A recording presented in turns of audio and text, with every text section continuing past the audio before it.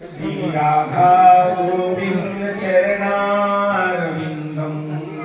श्री लीला केलि कुंजम श्रीधाम वृंदावनम राधा कुंडे तीरे गिरिराज तलहटी परिक्रमा तुभ्यं श्री राधा गोविंद चरणारविंदम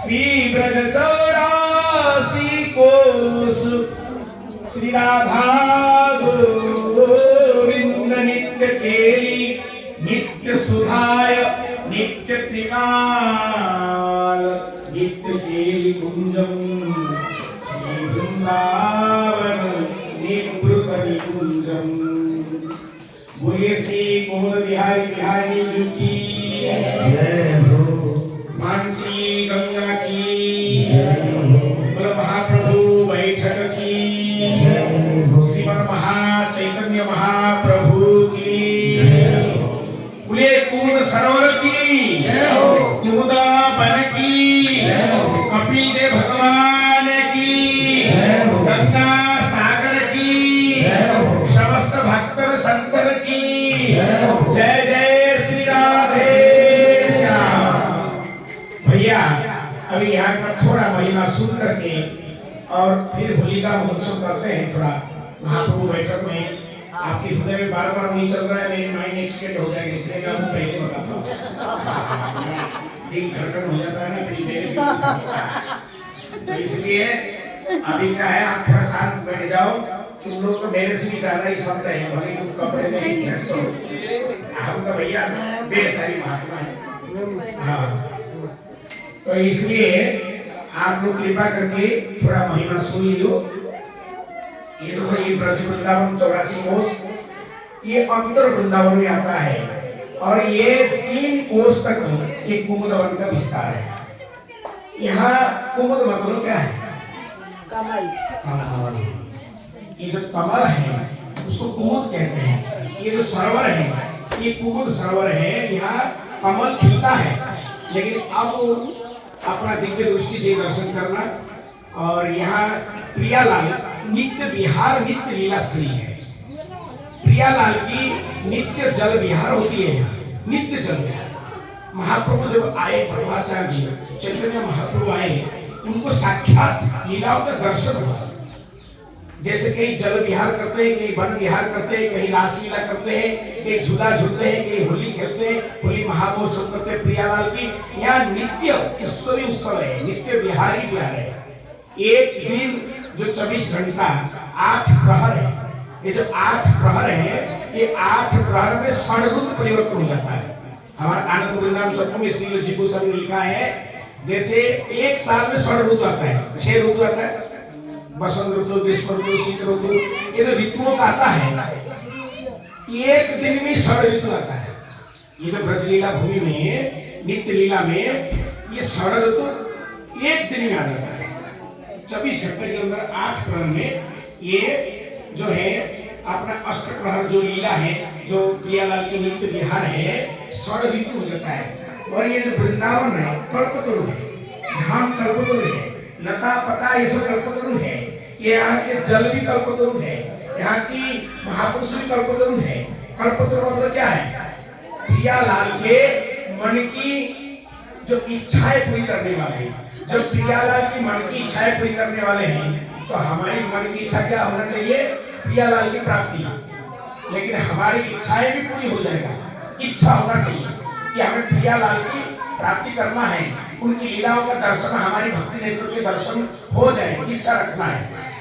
इच्छा होने से पूर्ति होती है, ये दृढ़ विश्वास होना चाहिए हृदय में। तो प्रिया जी अपनी अष्ट सखियों को लेकर के बरसाना से आती है। लाल जी वृंदावन से यहाँ आते हैं, नित्य विहार जल के लिए जल विहार करते हैं कुमुद सरोवर में।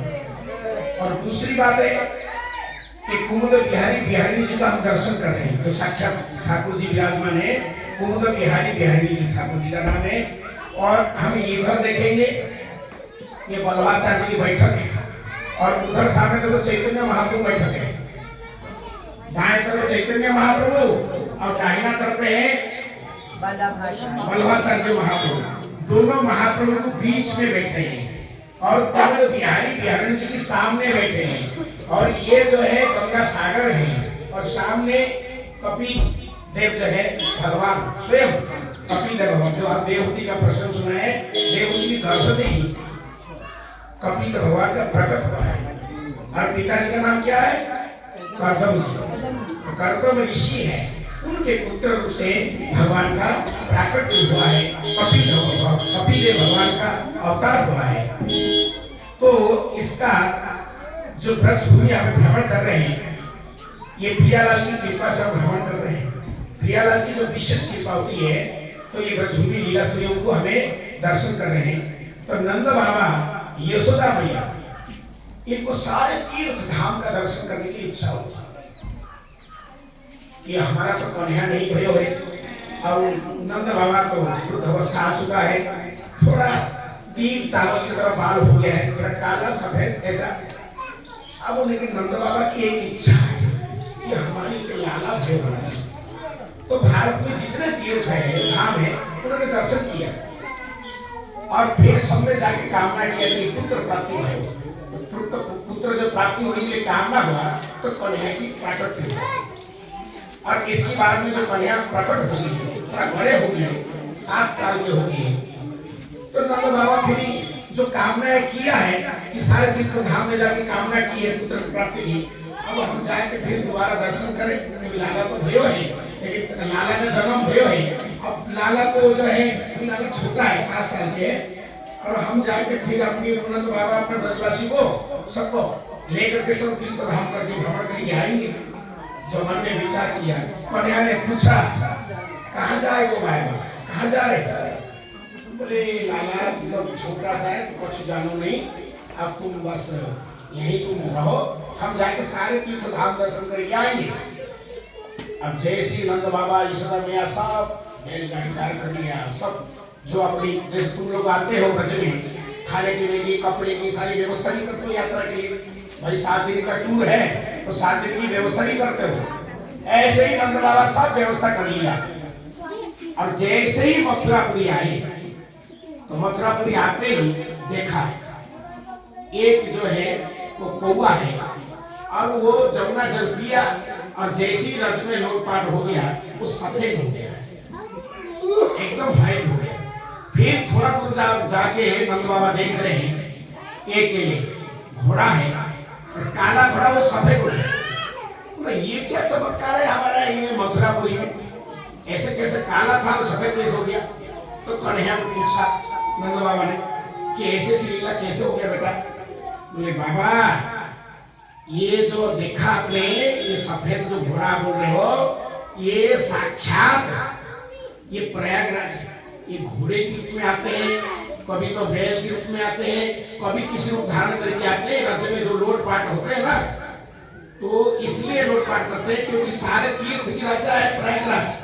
अब प्रयागराज खुद सब तीर्थों का राजा है। लोग स्नान करते हैं, पाप धोते हैं, लेकिन अपना पाप धोने के लिए कहाँ जाएंगे? बोले ब्रज भूमि में आते हैं, रज में मल मल के अपने शरीर में धोते हैं, तो सारे पाप धुल जाते हैं। अब ये जो कौवा की से बोले 68,000 करोड़ तीर्थ है, वो आते हैं यहाँ, लोग पाठ करते हैं और अपने को शुद्ध करके चले जाते हैं। बोले अच्छा दादा, तू तो छोटा सा नन्हा बालक है, मैं ऐसा सोच करके मैं तुमको छोड़ के जाना चाह रहा था। बेटा मैं जब नारायण की जप करता हूँ ना, उस नारायण की प्रताप है। गर्गाचार्य ने जब नामकरण संस्कार किया मथुरा में गौशाला के अंदर, बोले ये तो नारायण समगुण ही है। कन्हैया जो है नारायण के समान गुण है कन्हैया के अंदर।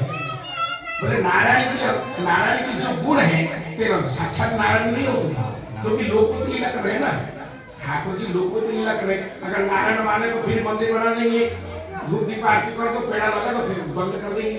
अरे भैया कन्हैया साक्षात ठाकुर जी ईश्वर होते ही लोकोत्तर लीला कर रहे, लोकादीप तो होती है ब्रजभूमि में, जगह जगह लीला कर रहे हैं। तो कन्हैया ने कहा बाबा एक बात आप समझ गए, आप तीर्थों को तुमको जाना नहीं है, सारे तीर्थ है, सारे धाम है, ये ब्रज 84 कोष में आपको दर्शन होगा। कहीं जाने की जरूरत नहीं है। अच्छा लाला, मैं तुम्हारी बात मान जाऊंगा, ठीक है। तो बाबा आज तो यही विश्राम करो, कल सारे तीर्थ धाम दर्शन करने के लिए, भ्रमण करने के लिए व्रत 84 कोष हम ले जाएंगे आपको। सब बैलगाड़ी तैयार हो गया, ब्रजवासी तैयार हो गए, राताना सब तैयार कर लिया, विश्राम कर लिया। प्रातः होते ही सब निकल पड़े और भगवान कृष्ण पर तुम अपर तुम अन्यथा कर तुम योग माया लीला शक्ति को आदेश दिया। कहा अच्छा अब तुम करो, ऐसा है सारे तीर्थ धाम है ये व्रत भूमि में बुला रही।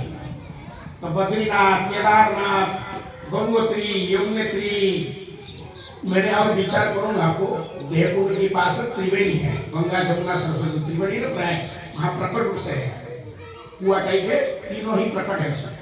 मैं कोशिश करूंगा आपको दर्शन करा ही देंगे, हम छोड़ेंगे। तो और ये जो गंगा सागर है, गंगा सागर भी आगे यहाँ सब तीर्थ, रामेश्वर आगे जितने तीर्थ हैं सब धाम को बुला लिया और सारे तीर्थ धाम को कन्या में लेके नंद बाबा यशोदा में लेकर के सब ब्रजवासियों को ये ब्रज में सारे तीर्थ धाम को दर्शन कराया। बोले श्री वृंदावन बिहारी लाल की। आप कितने भी तीर्थ धाम करो, अगर ब्रजभूमि में आकर के 84 कोष भगवान का जो प्रत्यक्ष लीला स्थली दर्शन कर रहे हैं, ये हो गया। दूसरा जितने तीर्थ है धाम है वो भी दर्शन कर रहे हैं। आप भारत में कितने तीर्थ धाम करो, अगर ब्रजभूमि का दर्शन नहीं किया है, लीला स्थलियों का दर्शन नहीं किया है, सारे तीर्थ धाम का दर्शन नहीं किया है, तो आपका दर्शन अधूरा है। और जो इसलिए कृष्ण भगवान ने एक आशीर्वाद दिया कि जो भी भक्त संत जन आएंगे भविष्य में लीला अंतर्धान होने के बाद में, उनको 84 लाख योनि से मुक्त हो जाएंगे। साधु के सालोक्य स्वामित्व सृष्टि 5 प्रकार मुक्ति को भी प्राप्त कर लेंगे। इस ब्रजभूमि में इतनी है। पुण्य के अंगुली रेणु ही भागवत में आया ना, बोले कि ये ब्रजरज क्या है, ये रसिकों का चरण रज है, प्रियालाल की चरण रज है।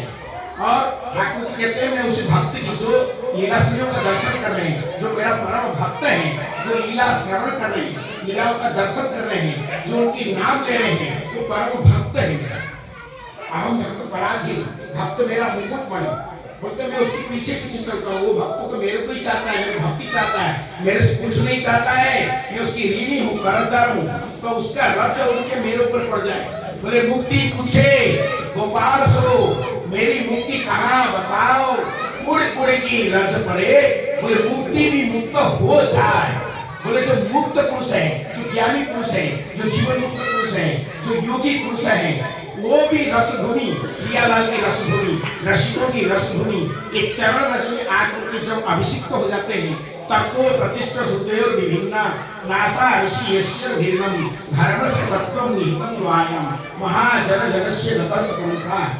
और महत्पाद रज अभिषेक, जो महापुरुष रसिक जनों की जो रास्ता पे चलेंगे और महापुरुष की चरण रज, प्रियालाल की चरण रज हमारे सिर पे पड़ जाए।